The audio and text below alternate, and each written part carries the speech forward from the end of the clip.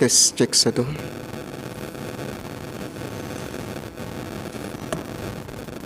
Tes satu dua cek. Tes. Bismillah. Assalamualaikum warahmatullahi wabarakatuh. Innal hamdalillah nahmaduhu wa nasta'inuhu wa nastaghfiruh wa na'udzu billahi min shururi anfusina wa min sayyiati a'malina.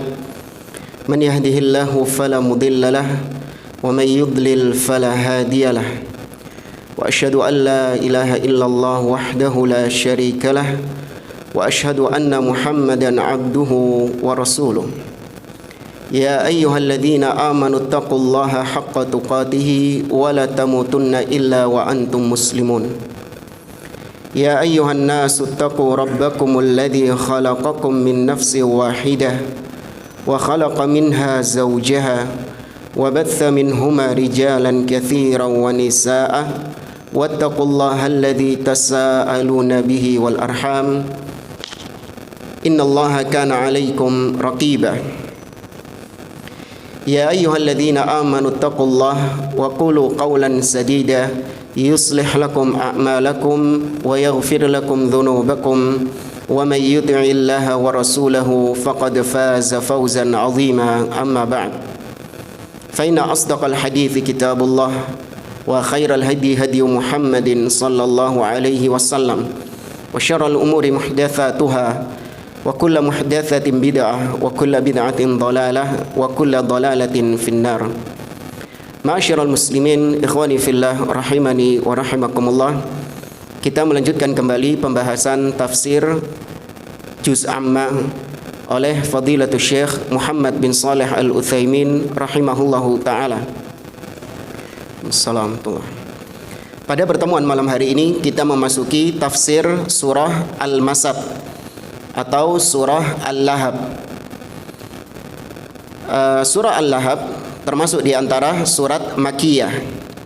Ya, surah Al-Lahab diambil atau menceritakan tentang salah satu paman Nabi SAW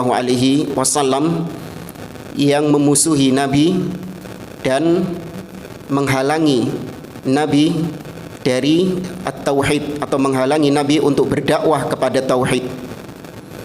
Kata Syekh Muhammad bin Shalih Al-Utsaimin, Nabi SAW ketika hidupnya beliau memiliki 4 orang paman yang masih hidup. Paman di sini artinya adalah am, bukan khol. Ya, kalau am itu paman dari ayah. Ya, kalau khol baru paman dari ibu. Ya.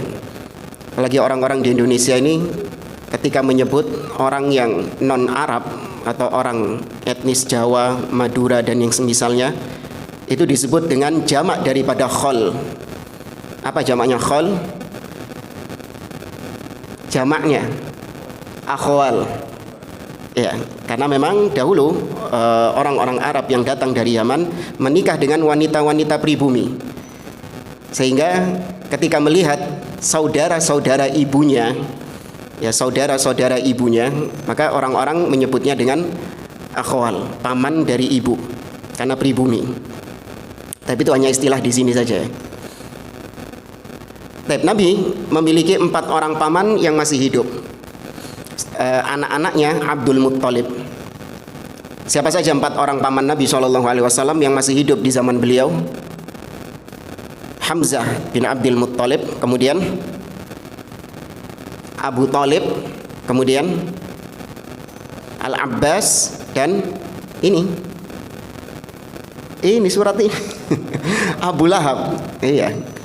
Ini 4 orang paman Nabi SAW yang masih hidup. Nah, ini 4 orang ini terbagi menjadi 3 golongan. Golongan yang pertama adalah qismun amana bihi wa jahada ma'ahu wa aslama lillahi rabbil alamin. Golongan yang pertama adalah yaitu paman Nabi SAW yang beriman kepada Nabi, kemudian mereka meninggalkan agama nenek moyang, meninggalkan agama kesyirikan dan beribadah hanya kepada Allah Subhanahu wa taala. Kemudian golongan yang kedua, sanada wa sa'ada walakinnahu baqin 'alal kufri. Golongan yang kedua atau model yang kedua dari paman Nabi SAW, yaitu yang mencintai Nabi, yang membantu Nabi, mensupport Nabi, mendukung Nabi, melindungi Nabi SAW, namun dia tetap dalam kekufurannya. Ya, dia tetap dalam kesyirikannya, tidak masuk Islam. Dan model yang ketiga yaitu qismun anada wa arada wa huwa kafir, yaitu model paman Nabi SAW yang menentang Nabi, memusuhi Nabi, dan tentu dia dalam kondisi kafirnya. Kalau dari model yang pertama tadi, siapa kira-kira? Hamzah dan Al-Abbas. Ya, meskipun Al-Abbas masuk Islam belakangan. Kemudian model yang kedua, yang melindungi Nabi tapi dia kafir, Abu Thalib. Dan yang ketiga, yang menentang Nabi, yaitu Abu Lahab. Ya. Kata beliau, fa ammal awal fal Abbas bin Abdul Muttalib wa Hamzah bin Abdul Muttalib. Model yang pertama tadi adalah Al-Abbas dan Hamzah. Wa tsani afdalu minal awal li'anna tsani min afdali syuhada indallahi azza wa jalla. Hamzah itu lebih afdal daripada Abbas. Ya, Hamzah ini dan Al-Abbas meskipun sama-sama masuk Islam, tapi Hamzah lebih afdal daripada Al-Abbas. Karena Hamzah itu digelari dengan afdalus syuhada, ya, syahid atau syuhada yang paling afdal di sisi Allah Subhanahu wa taala. Wa wasafahu Nabi sallallahu alaihi wasallam bi annahu asadullah. Dan Nabi mensifati Hamzah dengan singanya Allah Subhanahu wa taala, karena garang di medan pertempuran. Wa asadu rasulihi, dan singanya Rasul sallallahu alaihi wasallam. Wastashhada radhiyallahu anhu fi Uhud fi sanati tsaniyah minal hijrah. Dan memang benar Hamzah bin Abdul Muttalib itu meninggal dalam kondisi syahid di perang Uhud di tahun kedua Hijriyah. Ya, dibunuh oleh siapa? Wahsy, ya, seorang budak dari Habasyah, meskipun nanti masuk Islam. Wa ammal ladzi sanada wa sa'ada ma'a baqaihi 'alal kufri fa huwa Abu Thalib. Adapun model paman Nabi yang kedua tadi, yaitu yang membantu Nabi, menolong Nabi, namun dia masih tetap dengan agama kufurnya, yaitu Abu Thalib. Fa Abu Thalib qama ma'an Nabi sallallahu alaihi wasallam khaira qiyamin fid difa'i anhu. Abu Thalib ketika hidupnya, beliau secara totalitas membantu ponakannya, melindungi Nabi sallallahu alaihi wasallam, menjamin dakwahnya Nabi sallallahu alaihi wasallam. Walakinnahu wal iyadu billah qad sabaqat lahu kalimatul adzab wa lam yuslim hatta fi akhir hayatihi fi akhir lahdatin minad dunya. Namun karena Allah sudah menetapkan Abu Thalib tidak akan mendapatkan hidayah dari Allah, Abu Thalib mati dalam kondisi kekufuran, maka meskipun dia ini dekat dengan Nabi, setiap hari ketemu Nabi SAW, dia tetap sampai matinya, di penghujung hidupnya, bahkan di sisa-sisa waktu terakhir sebelum dia menghembuskan nafas terakhir, Nabi masih berdakwah, Nabi masih mengajaknya untuk masuk Islam. Namun itu tadi, Allah memberikan hidayah kepada siapa yang Allah kehendaki sesuai dengan hikmahnya. Jangan dikatakan Allah kok nggak adil. Kenapa Allah nggak ngasih hidayah kepada Abu Thalib padahal Abu Thalib segitu baiknya? Ya, maka Allah Maha mengetahui, Allah punya hikmah. Kenapa Abu Thalib sampai matinya, meskipun dia cinta kepada Nabi SAW, kenapa dia nggak dapat hidayah? Ya, karena pernah kita sampaikan, namanya hidayah itu adalah gift, karunia, fadlullah, anugerah dari Allah Subhanahu wa taala. Dan namanya hidayah itu tidak Allah berikan kepada semua manusia, namun hanya Allah berikan kepada siapa yang memang pantas mendapatkan hidayah tersebut. Dzalika fadlullahi yu'tihi may yasha. Itulah karunia Allah yang hanya Allah berikan kepada siapa? Semua orang? Tidak. May yasha, kepada yang Allah kehendaki. Allah tahu siapa yang memang pantas untuk mendapatkan hidayah Islam. Ini hidayah taufik ya, bukan hidayah apa? Irsyad. Karena kalau hidayah berupa ilmu, maka semua orang bisa. Nabi memberi hidayah enggak kepada Abu Thalib? Ngasih hidayah kepada Abu Thalib. Artinya hanya sebatas memberikan pengetahuan, memberikan arahan-arahan kepada Abu Thalib. Tapi Abu Thalib menerima hidayah tersebut atau tidak, ini di tangan siapa? Allah Subhanahu wa taala. Ya, sebagaimana seorang ustadz, seorang penceramah ngasih hidayah kepada jamaahnya, tapi hanya sebatas ilmu. Apakah jamaah mau menerimanya atau tidak, mau melaksanakannya atau tidak, ini butuh hidayah apa? Taufik dari ini khusus untuk Allah Subhanahu wa taala. Makanya ada dua ayat tentang Nabi SAW, di mana yang satu mengatakan Nabi bisa ngasih hidayah, sedangkan yang satu mengatakan Nabi nggak bisa ngasih hidayah, tapi Allah yang memberikan hidayah. Allah mengatakan, wa innaka latahdi ila siratin mustaqim. Sesungguhnya kau wahai Muhammad sungguh benar-benar memberi hidayah ke jalan yang lurus. Jadi Nabi ngasih hidayah. Tapi ternyata di dalam ayat yang lain Allah mengatakan Nabi nggak bisa ngasih hidayah. Allah mengatakan, innaka la tahdi man ahbabta walakinallaha yahdi may yasha. Sesungguhnya kau wahai Muhammad nggak bisa ngasih hidayah kepada siapapun yang kau cintai. Karpe dewe ngasih hidayah, fulan Islam nggak bisa ngambil karpe dewe ngasih hidayah. Walakinallaha yahdi may yasha. Namun Allah yang memberikan hidayah kepada siapa yang Dia kehendaki. Ya, tapi sekali lagi dengan hikmah Allah memberikan hidayah kepada manusia karena Allah tahu memang manusia itu pantas mendapatkan hidayah tersebut. Namun kapan Allah mengetahui bahwa dia nggak pantas dapat hidayah, maka sampai mati pun dia tidak akan mendapatkan hidayah dari Allah Azza wa Jalla. Abu Thalib yang dekat dengan Nabi, pendino ketemu Nabi SAW, sampai matinya tidak diberi hidayah. Sedangkan Abu Dzar, Salman Al-Farisi datang dari jauh. Datang dari jauh. Begitu bertemu Nabi SAW mendapatkan hidayah dari Nabi, mendapatkan hidayah dari Allah. Demikian juga kisah sahabat yang bernama Dimad ibn Tha'labah. Anda pernah tahu sahabat namanya Dimad ibn Tha'labah? Dimad ibn Tha'labah ini adalah seorang yang istilahnya tabib, tukang mengobati manusia, mengobati orang dia ini, ngeruqyah atau istilahnya pengobatan-pengobatan di zaman jahiliyah. Dia tinggalnya di luar kota Mekah. Ketika itu dia mendengar bahwa ada di kota Mekah seorang yang dikatakan majnun, orang gila. Orang-orang Mekah menjuluki dia sebagai orang gila. Siapa yang dimaksud? Nabi SAW. Maka Dimad dia berkeinginan untuk datang ke kota Mekah, tujuannya untuk mengobati orang gila tersebut.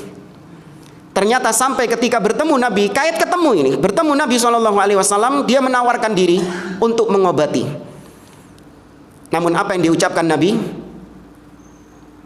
Nabi hanya mengucapkan khutbatul hajah, innal hamdalillah nahmaduhu wa nasta'inuhu wa nastaghfiruh wa na'udzu billahi min syururi anfusina, dan seterusnya. Setelah itu Dimad kaget. Dimad mengatakan, a'id kalimataka hadhi. Coba ulangi lagi kalimatmu tadi. Diulangi sama Nabi, innal hamdalillah nahmaduhu wa nasta'inuhu wa nastaghfiruh. Sampai 3 kali Dimad minta diulangi kalimat tersebut. Maka Dimad mengatakan, laqad sami'tu qaula syu'ara wa qaulal kuhan wa qaulal arrafin. Sungguh aku telah sering mendengar ucapan-ucapan para penyair. Aku sering mendengar ucapan-ucapannya dukun. Aku sering mendengar ucapan-ucapannya tukang ramal. Namun aku tidak pernah mendengar kalimat seindah itu. Asyhadu annaka Rasulullah. Aku bersaksi bahwa kau benar-benar utusan Allah. Kait ketemu masuk Islam. Inilah hidayah. Tidak ada yang tahu karena memang itu murni di tangan Allah Subhanahu wa taala. Baik. Di sini kata beliau, sampai akhir hidupnya Nabi mendakwahi Abu Thalib.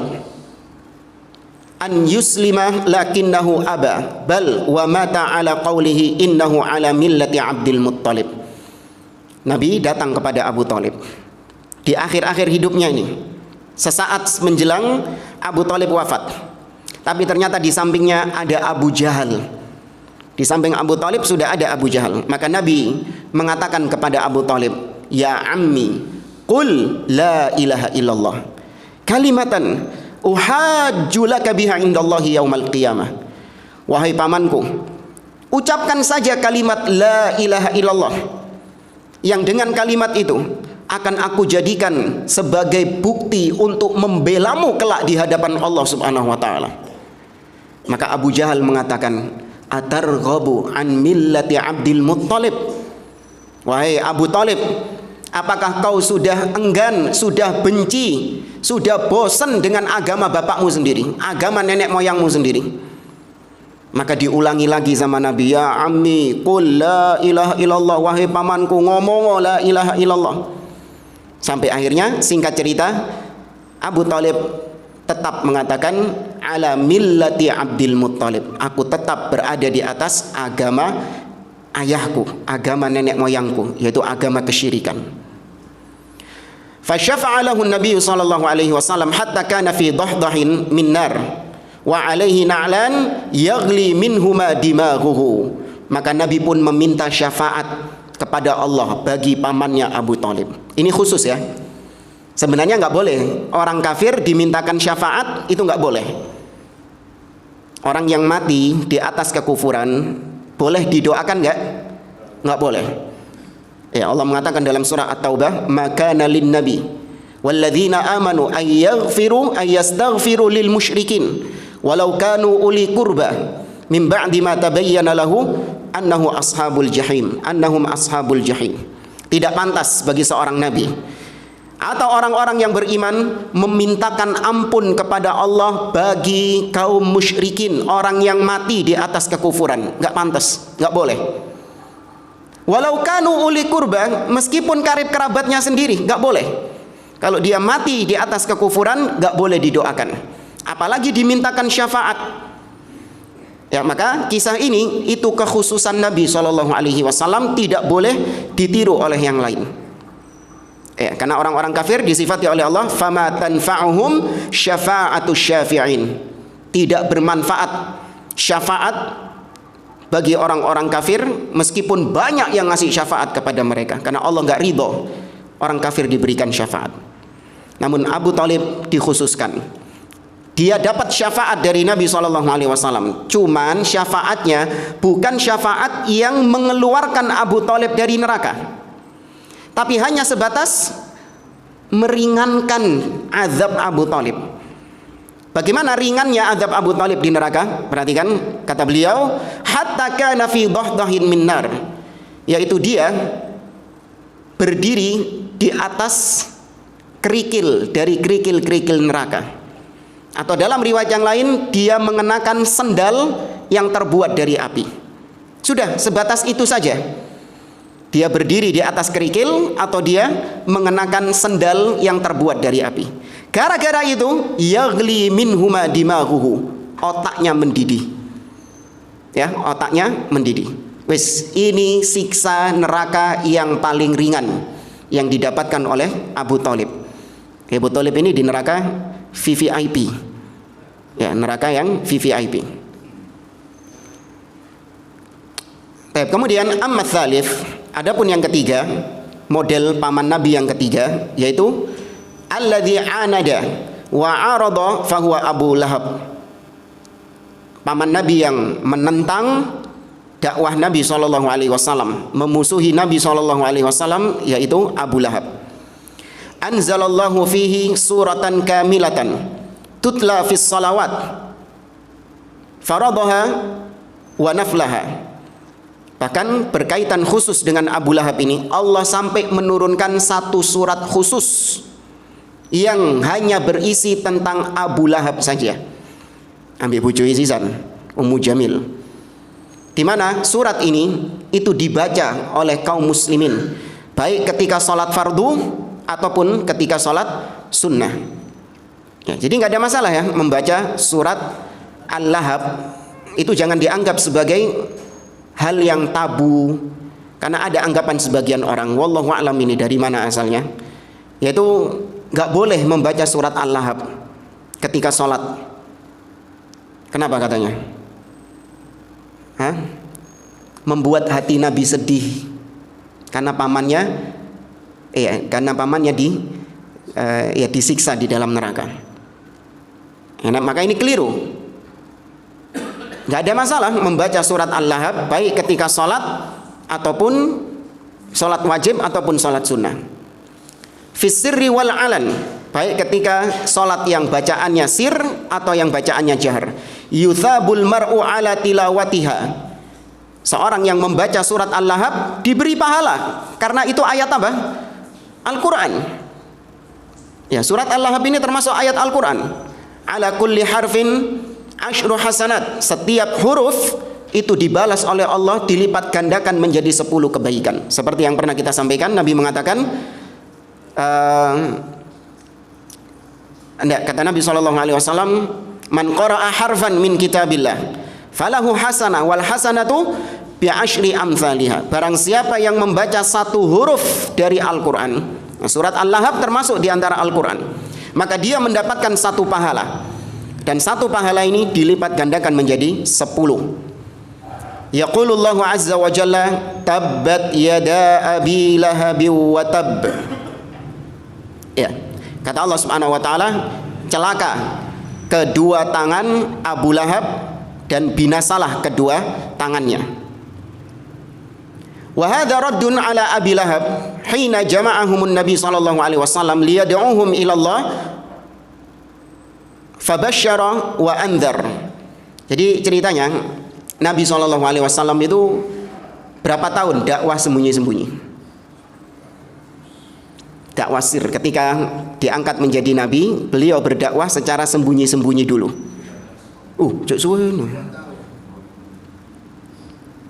3 tahun. Ya, 3 tahun Nabi SAW berdakwah secara sir, sembunyi-sembunyi. Nah, baru ketika itu Nabi SAW mendapatkan firman Allah, wa anzir ashiratakal aqrabin, atau fasda bima tu'mar wa a'rid 'anil jahilin. Wahai Muhammad, fasda bima tu'mar, tampakkanlah apa yang Allah perintahkan kepadamu, yaitu dakwahmu, tampakkan. Maka Nabi SAW naik ke atas Bukit Sofa. Bukit Sofa yang sekarang buat haji itu loh, yang buat tawaf sa'i. Nabi naik ke atas Bukit Sofa, kemudian Nabi memanggil orang-orang Quraisy, memanggil kabilah-kabilah Quraisy. Ya ma'syara Quraisy, ya ma'syara Quraisy. Ya, Nabi memanggil, mengumumkan, sampai mereka berkumpul. Bahkan saking pinginnya orang-orang Quraisy ini untuk mendengar apa yang mau diucapkan oleh Muhammad ini, sampai kalau ada yang nggak bisa keluar karena lagi sakit atau lagi apa, dia nyuruh budaknya untuk keluar. Kon metuo, keluar, kau dengarkan apa yang diucapkan sama Muhammad itu. Disuruh keluar semuanya. Sampai ternyata mereka sudah ngumpul, termasuk diantaranya Abu Lahab di situ. Nabi SAW mengabarkan kepada mereka, kaifa bikum law akhbartukum annal khayla wara'a hadzal jabal yuridu an yaghzuwakum akuntum musaddiqi. Wahai orang-orang Quraisy, bagaimana pendapat kalian kalau kalian saya beritahu bahwa sekarang ini ada pasukan berkuda di belakang gunung ini? Kalian gak ketok, aku ketok, karena aku di atas bukit. Aku kabarkan kepada kalian bahwa di belakang ini ada pasukan berkuda yang akan memerangi kalian sekarang. Seandainya aku kabarkan seperti itu, akuntum musaddiqi, apakah kalian percaya kepadaku? Maka semua orang-orang Quraisy tanpa terkecuali mereka mengatakan, na'am, ma jarrabna 'alaika kadziba. Iya, kami enggak pernah sekalipun menganggap engkau berdusta wahai Rasulullah. Karena Nabi mendapatkan julukan apa? Al-Amin. Ya, yang terpercaya. Semua orang Mekah yang musyrik, yang kafir sekali, bahkan Abu Lahab sekalipun juga mengakui Nabi itu adalah orang yang jujur, enggak pernah berdusta. Maka barulah Nabi SAW mengumumkan fa inni rasulullahi ilaikum, sesungguhnya aku adalah utusan Allah atas kalian. Baina yadayya adzabun alim, di tanganku ada siksa yang pedih bagi orang-orang yang enggak mau beriman kepadaku. Ya, Nabi berkhutbah di situ. Maka kemudian Abu Lahab ketika itu mengatakan, tabban laka ya Muhammad, alihadza jama'tana, celaka kau wahai Muhammad, semoga kecelakaan menimpamu wahai Muhammad. Apakah gara-gara omongan ini kau sampai teriak-teriak mengumpulkan kami di sini? Ngene tok tadi Pak No. Bahasa gini apa? Gledek. Tak kira ono pengumuman apa, ada pengumuman sing penting, dadak ngene tok, gledek. Tabban laka ya Muhammad, celaka kau wahai Muhammad. Maka Allah Subhanahu wa taala turunkan firman-Nya, tabbat yada abi lahabi wa tab. Yang celaka itu justru Abu Lahab. Ayat ini turun, kalau ditarik waktunya sampai Abu Lahab meninggal, itu kata para ulama ahli sejarah sekitar 10 tahun. Jadi ayat ini turun menyatakan Abu Lahab pasti di neraka, karena Allah mengatakan sayasla naron dzata lahab, sudah divonis neraka sama Allah Azza wa Jalla. Padahal Abu Lahab masih hidup di situ, sudah divonis bahwa dia ini pasti neraka. Jarak antara turunnya surat ini dengan matinya Abu Lahab itu sekitar 10 tahun kurang lebih. Dalam jangka waktu 10 tahun ini ternyata memang benar Abu Lahab tidak masuk Islam sama sekali. Padahal kalau Abu Lahab rodok pintar sithik dia bisa untuk menggagalkan dakwah Nabi SAW. Dengan cara apa? Bersyahadat, pura-pura masuk Islam. Dia mengucapkan 2 kalimat syahadat, asyhadu an la ilaha illallah wa asyhadu anna muhammadar rasulullah. Oh, berarti ayatmu salah. Paham nggak maksudnya? Ya, jarene saya pasti di neraka. Ya sudah, saya masuk Islam sekarang. Ya, berarti ayat yang turun itu tabbat yada abi lahabi wa tab, itu ayat yang salah. Karena mana mungkin orang Islam dimasukkan ke dalam neraka. Kalau Allah menurunkan firman-Nya lagi merevisi Abu Lahab di surga, maka berarti Allah itu mincela-minceli istilahnya. Habis memvonis neraka, kemudian direvisi, divonis surga. Mungkin nggak Allah kayak gitu?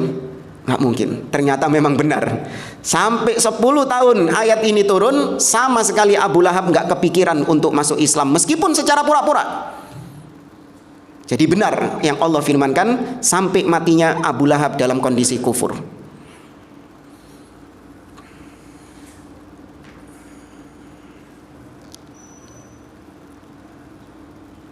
Kemudian kata Syekh Utsaimin, ucapan Abu Lahab, alihadza jama'tana, apakah gara-gara ini kau mengumpulkan kami di sini?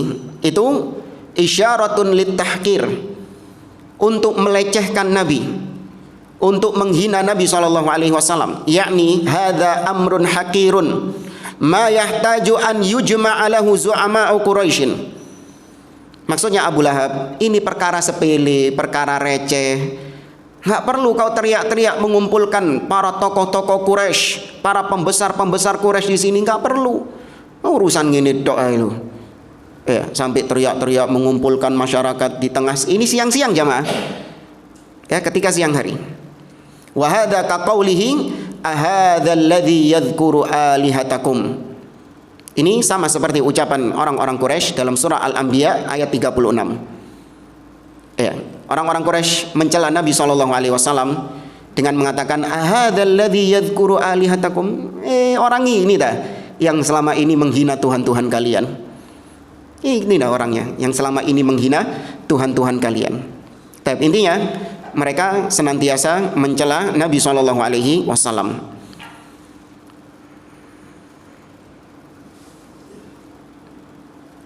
Tabbat yada abi lahabi wa tab. At-tabab itu maksudnya adalah al-khasar, yaitu sungguh merugi. Tabbat itu artinya adalah khasirat, merugi. Sebagaimana firman Allah dalam surah Ghafir ayat 37, Allah mengatakan, "Wa ma kaidu fir'auna illa fi tabab."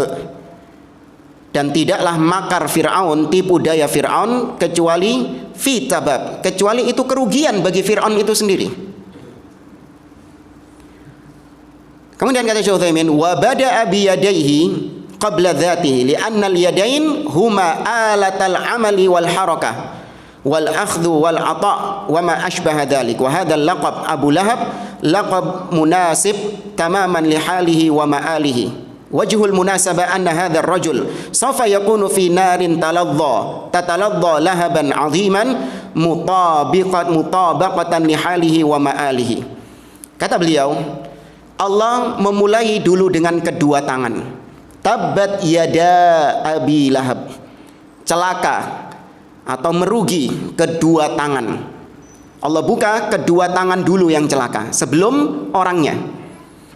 Ya, karena kedua tangan ini adalah alat organ yang digunakan untuk berbuat sesuatu.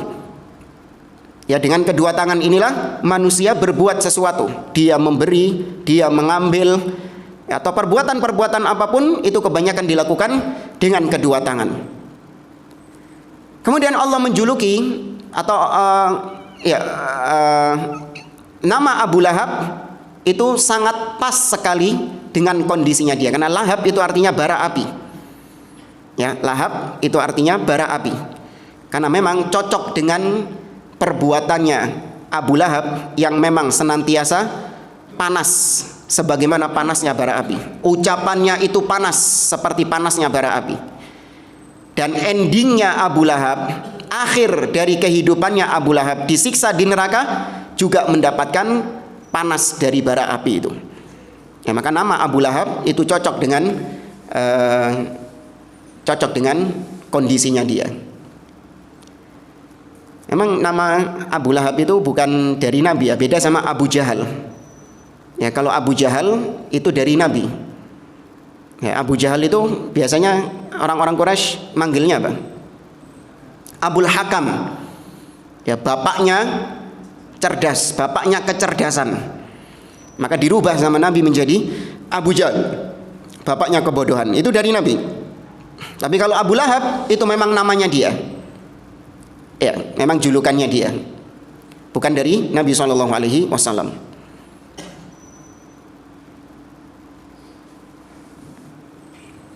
Kemudian ayat berikutnya sudah adzan ya.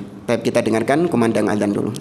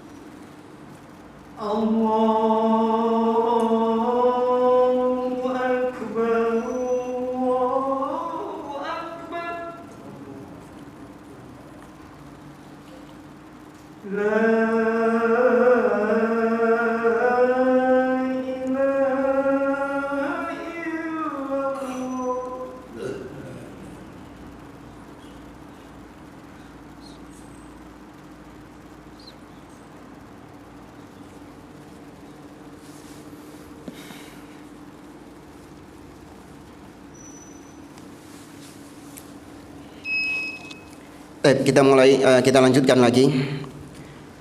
Ayat berikutnya. Ayat berikutnya kata Allah Subhanahu wa taala, "Ma aghna anhu maluhu wa ma kasab." Tidak bermanfaat bagi Abu Lahab hartanya dia dan kasab. Kasab artinya usahanya dia. Tapi dikhususkan di sini usaha, yaitu keturunan-keturunannya, anak-anaknya. Kata Syekh Muhammad bin Shalih Al-Utsaimin, "Ayyu syai'in aghna anhu maluhu wa ma kasab." Hartanya dia yang mana yang bisa menyelamatkan dia dari neraka? Usaha dia yang mana yang bisa menyelamatkan dia dari neraka? Seakan-akan ada kalimat tanya di situ. Atau juga bisa artinya adalah bentuk nafiyah, yaitu penolakan. Allah menyatakan bahwa hartanya dia dan usahanya dia mustahil bisa memberikan manfaat pertolongan baginya untuk keluar dari api neraka. Anna malahu wa ma kasab lam yughni anhu syai'an. Kesimpulannya, hartanya dia dan keturunannya tidak bisa menyelamatkan dia sedikit pun. Ma'a annal adata annal mal yanfa'. Padahal kalau di dunia harta itu bisa nggak menyelamatkan seseorang? Bisa. Ya, harta itu bisa menyelamatkan seseorang di dunia. Fal mal yufdi bihil insan nafsahu law tasallata alaihi adu wa qala ana u'tika kadza wa kadza minal mal wa atlikni yutlikuhu. Contoh misalnya ketika ada orang yang ditawan oleh musuh. Ketika perang ada yang ditawan oleh musuh. Maka yang ditawan ini mengatakan, "Wahai fulan, lepaskan saya. Saya tebus diri saya dengan sekian dan sekian dari harta saya." Diculno gak? Dikeluarkan, dilepaskan dia. Ya, dengan hartanya itu dia bisa selamat dari musuhnya. Kemudian walau maridha intafa'a bimalihi. Ketika dia sakit, maka dengan hartanya itu dia bisa berobat. Walau ja'a intafa'a bimalihi. Ketika dia lapar, dengan hartanya itu maka dia bisa makan. Fal mal yanfa'. Maka kalau di dunia harta itu bermanfaat bagi yang punya. Lakinnan naf'a alladzi la yunji sahibuhu minan nar laisa binafa'. Namun ternyata di akhirat orang yang memiliki harta, berapapun hartanya dia, tidak bisa menyelamatkan dia dari api neraka. Allah mengatakan dalam surah Al-Anbiya. Bukan. Surah Al-Anbiya atau surat Asy-Syu'ara? Oh, surat Asy-Syu'ara. Ya, surat Asy-Syu'ara. Allah mengatakan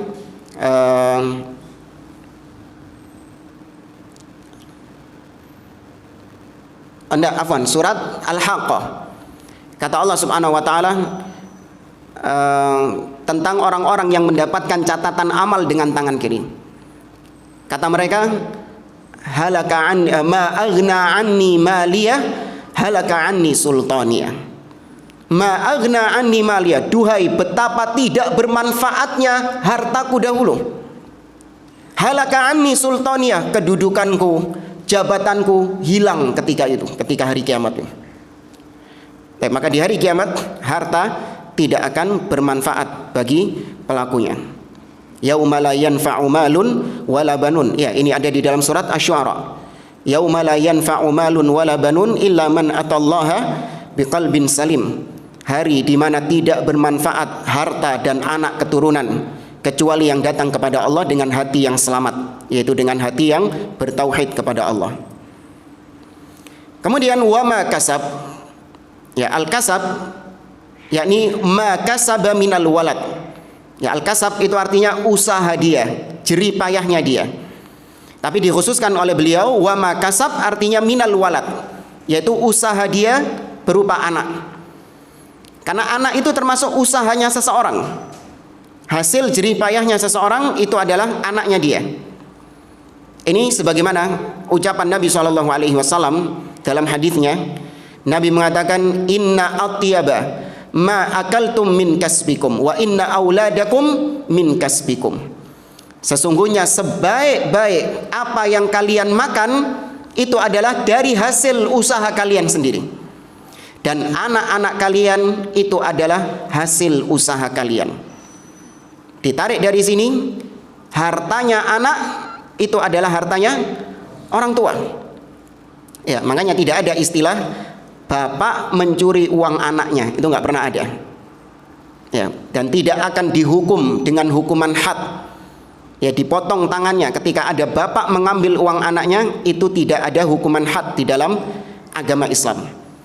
Karena uang anaknya, harta anaknya itu adalah harta ayahnya juga. Ya, berdasarkan hadis tadi, wa inna auladakum min kasbikum. Anak-anak kalian itu adalah harta-harta kalian. Bahkan lebih ekstrim lagi, cuman jangan ditiru ya. Lebih ekstrim lagi, yaitu ketika seorang ayah membunuh anaknya, ya, tapi nanti ada peradilannya juga. Tapi secara asal seorang ayah ketika membunuh anaknya tidak ditegakkan kisos. Hanya berlaku bagi ayah yang membunuh anaknya, karena anak itu adalah milik ayahnya. Ya, tapi tentu nanti didalami oleh pengadilan. Ini hukum secara asal. Tapi menurut pendapat yang lain, kata beliau, was-shawab annal ayah a'am min hadza. Yang lebih tepat adalah wa ma kasab itu lebih umum, tidak dikhususkan anak saja, yaitu semua usaha apa yang diusahakan oleh seseorang untuk dia bisa selamat di akhirat.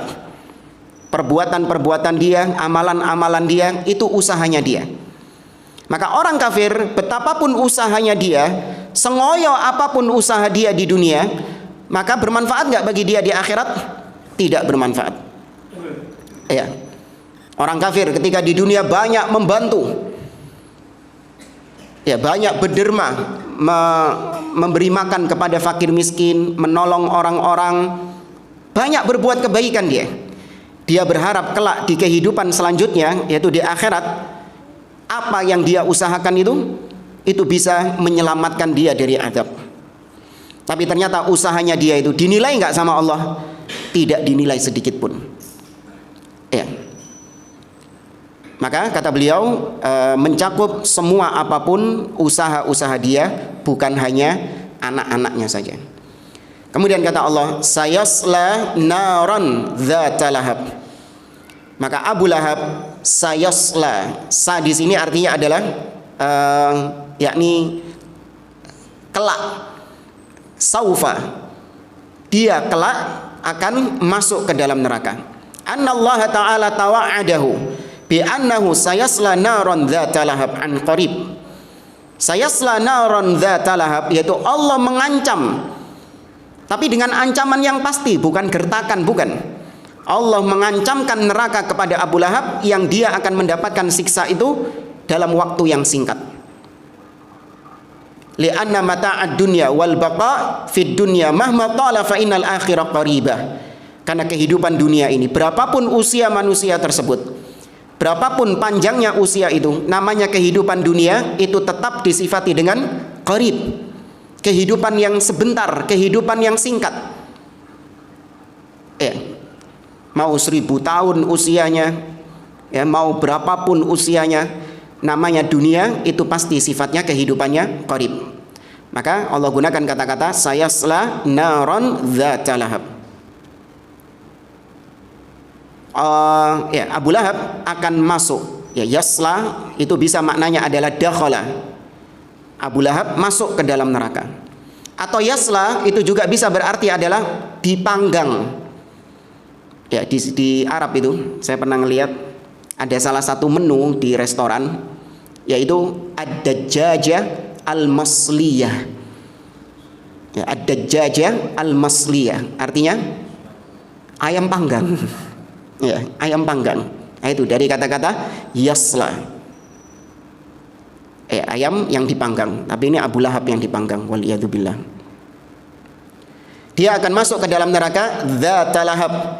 Yang neraka ini memiliki bara api yang bergejolak. Ya, bara api yang membara. Wa mra'atuhu hammalatul hatab. Demikian juga dengan istrinya, yaitu Ummu Jamil, yang membawa kayu. Ya, bisa berarti membawa kayu di sini karena memang dia pekerjaannya membawa kayu. Atau bisa jadi maksudnya di sini adalah yanqulul khabar, yaitu dia gemar untuk mensyiarkan kabar-kabar dusta tentang Nabi SAW di kota Mekah.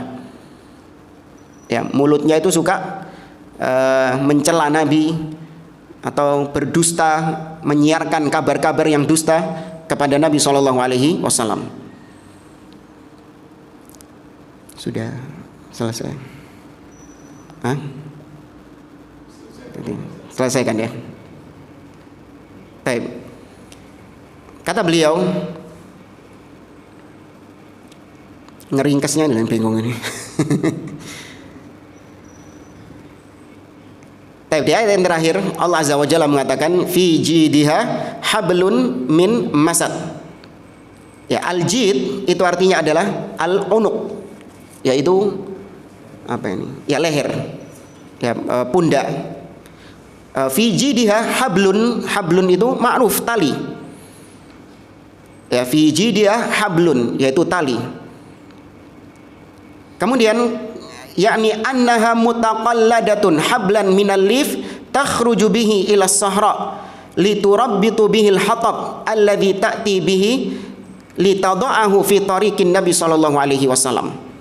Yaitu dia ketika membawa kayu tersebut, dia gemar untuk meletakkan ya kayu-kayu itu di jalan yang dilalui oleh Nabi sallallahu alaihi wasallam untuk mengganggu jalannya Nabi sallallahu alaihi wasallam.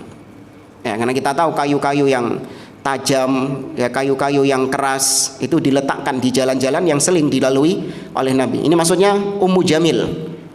Ya, Ummu Jamil, istri Nabi, istri Abu Lahab.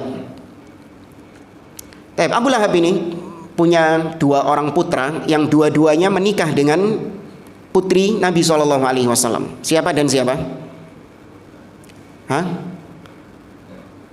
Putri Nabi siapa? Ruqayyah dan Ummu Kulthum. Ya, Ruqayyah dan Ummu Kulthum. Tapi ketika ini dulu sebelum Nabi dan Abu Lahab ini cekcok, artinya masih harmonis, masih bekhair, karena Nabi belum diangkat jadi Rasul, Nabi belum dakwah tauhid. Nah, mereka menikah tapi belum digauli. Sudah pernah kita sampaikan kebiasaan orang Arab itu ketika menikah nggak langsung berumah tangga. Ya kan? Ketika menikah nggak langsung berumah tangga, tapi nanti 2 tahun lagi, 3 tahun lagi, 4 tahun lagi baru mereka berumah tangga. Nah, di sini heran antum ya, ada kayak gitu. Karena kalau di sini begitu, paginya qabil tu nikah, malamnya langsung hahaha gitu. Tapi kalau di Arab sampai sekarang masih ada, yaitu akad kemudian nggak langsung berumah tangga, tapi nanti berapa tahun kemudian berumah tangga. Makanya Allah turunkan hukum khusus berkaitan dengan hal ini di surat Al-Baqarah ayat 230 sekian itu. Ya, Allah turunkan hukum khusus berkaitan dengan yang menceraikan istrinya sebelum digauli istrinya. Ya. Tapi ternyata Ruqayyah dan Ummu Kulthum itu belum digauli oleh kedua putranya Abu Lahab ini. Sehingga ketika Nabi berdakwah dan Abu Lahab mulai menampakkan permusuhannya kepada Nabi SAW, Abu Lahab memerintahkan kedua anaknya untuk menceraikan dua putri Nabi SAW, Ruqayyah dan Ummu Kulthum. Yang kelak dua putri Nabi ini dinikahi sama siapa nanti? Utsman ibn Affan. Tentu setelah salah satunya meninggal. Siapa dulu yang meninggal? Ruqayyah, baru kemudian dinikahkan dengan Ummu Kulthum. Tapi jamaah, ini tafsir ringkas dan ana mohon maaf tadi karena keterlambatan. Insyaallah pada pertemuan berikutnya kita akan membahas tafsir surah An-Nasr. Ada yang mau ditanyakan? Atau sudah? Hah? Sudah? Baik, saya cukupkan sampai di sini. Wallahu a'lam bishawab wal afu minkum. Assalamualaikum warahmatullahi wabarakatuh.